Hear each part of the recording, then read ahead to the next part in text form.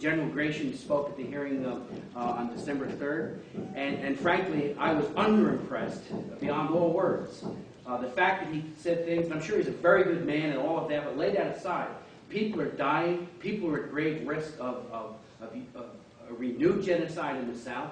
And when asked a very simple question about Secretary of State Hillary Clinton's comments about the secret annex, the benchmarks that need to be achieved, he said there was no such thing. Maybe there's a difference of definition, but frankly, I was appalled at it and very, very concerned about it. I hope that doesn't show a lack of coordination on the part of this administration vis-a-vis Sudan.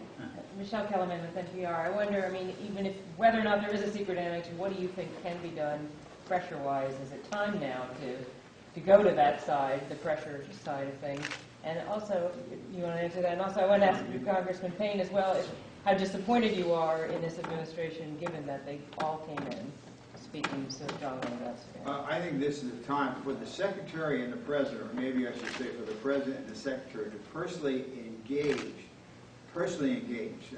If you recall, when President Bush nominated Senator Danforth, it was done in the Rose Garden. Secretary Powell was on one side, the President was on the other. But for the President to personally engage, maybe to give a speech, to call, to use the bully pulpit, to do everything he can, that I think would make the difference. And we're at a critical time this week and next.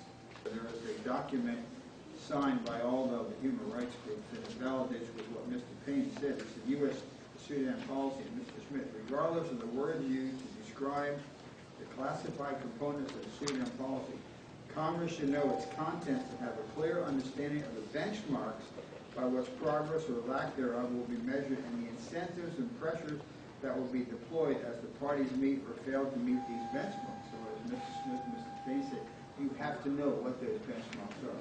The Commission may want to say something. Yes, on the issue of benchmarks and what the U.S. can do, one of the things we've been hearing the past several months is that the administration has been effective because it is bringing many other international players to the table to put pressure on Sudan to ensure implementation of the Comprehensive Peace Agreement.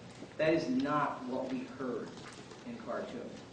What we heard in Khartoum was that essentially there is a fist fight taking place between the North and the South, and there's a big group of people or countries standing around watching, but nobody's stepping in to break it up right now. And that's what's going on, and that's the problem. The rest of the world is going to take its signal from the United States.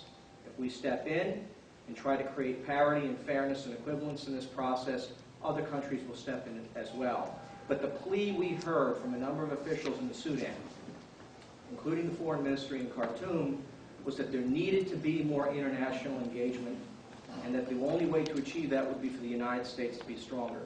Secretary Clinton and the President need to be reaching out to African Union countries. They need to be reaching out to the European Union. They need to be reaching out to China. And that's not happening to the degree that we were led to believe that it had been happening.